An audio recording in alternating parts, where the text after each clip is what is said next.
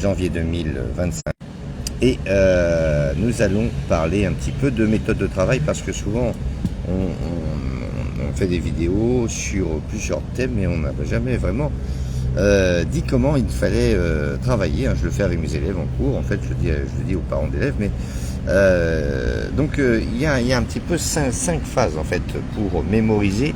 Alors ce qu'il faut bien comprendre, c'est que comprendre et apprendre, c'est totalement différent que d'apprendre. Donc apprendre, souvent, c'est une mémoire à court terme. Bon, déjà, il faut porter son attention.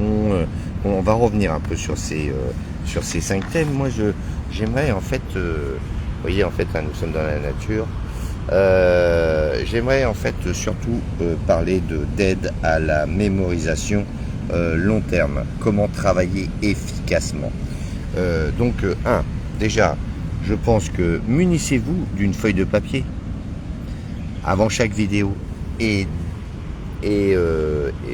d'un crayon, disons, stoppez sur l'image, prenez la peine de renoter chaque énoncé, chaque calcul, chaque schéma, chaque remarque. En fait, c'est une phase d'imprégnation, il ne s'agit pas simplement que de recopier, mais de comprendre et de s'imprégner du sujet véritablement. Donc ça, c'est une phase qui est très importante. Ensuite, laissez décanter suffisamment longtemps afin que la mémoire courte n'intervienne pas et que la mémoire justement à long terme opère. C'est-à-dire reprenez le sujet plusieurs fois en essayant de le retraiter de A à Z sur une feuille blanche.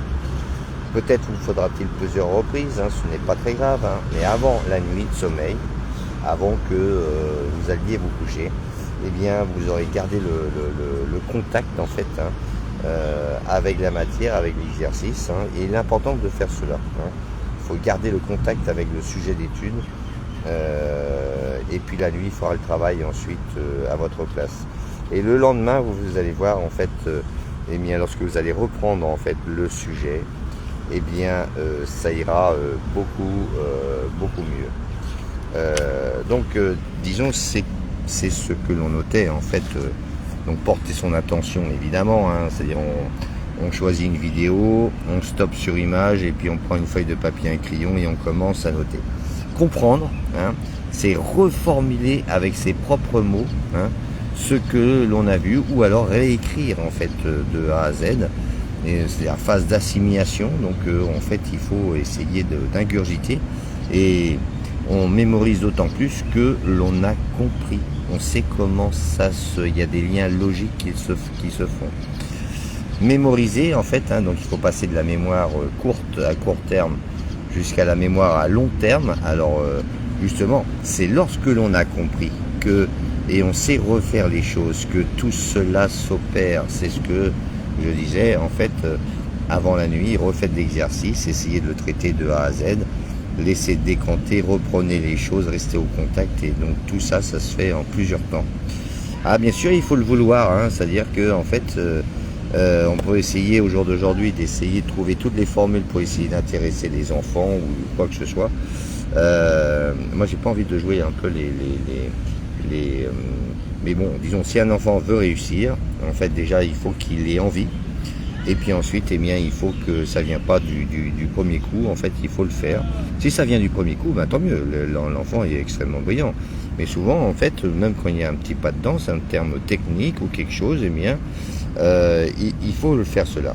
Et c'est comme ça qu'on mémorise, non pas à court terme, mais à long terme, parce qu'on a compris.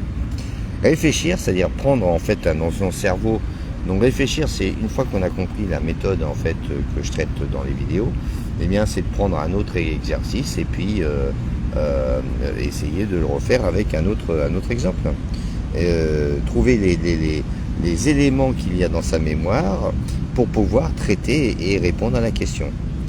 Et justement, ça vient en fait compléter en fait l'imagination créative, qui est la 5e marche, le 5e temps de cette mémorisation. C'est de pouvoir extrapoler, c'est-à-dire que si on a un graphique, on cherche l'image, théorème des valeurs intermédiaires, on imagine comment ça se passe. En fait, les exemples sont divers et variés, ils peuvent s'appliquer à n'importe quoi. Mais il faut être capable de pouvoir en fait extrapoler ce que l'on a appris pour traiter un autre cas de figure. Donc voilà ce que j'avais à dire sur l'aide à la mémorisation, ou plutôt comment travailler efficacement. À bon entendeur, salut et à très bientôt, je l'espère. Effectivement, moi j'ai vu des élèves qui restaient 3-4 heures dans leur chambre devant leur ordinateur ou devant leur cahier. Tout le monde pense qu'ils travaillent beaucoup, qu'ils sont consciencieux. Mais en fait, en fin de compte, en fait, qu'est-ce qui se passe? C'est que soit on peut faire, on est à rêvasser, soit on recopie, soit on met cela sur l'ordinateur avec la forme, etc. Mais en aucun cas, en fait, notre esprit est véritablement en train de réaliser ces deux étapes-là. Comprendre. Et pourquoi? Et lorsqu'on aura compris, on va pouvoir mémoriser. Vous voyez pourquoi il est important de pouvoir comprendre ce qui se passe. Ça permet de mémoriser. Et ensuite, eh bien, avoir la capacité à pouvoir prendre les choses et puis les placer dans un autre rejet, répondre à une autre question avec la logique qui va avec. Donc toutes mes vidéos sont faites dans ce sens. J'avais oublié de dire qu'il fallait prendre une feuille de papier et un crayon et de commencer, stopper sur la vidéo, réécrire et puis ensuite laisser défiler la vidéo. Et voilà comment on travaille en fait efficacement. À bon entendeur, salut, bonne année 2025, nana.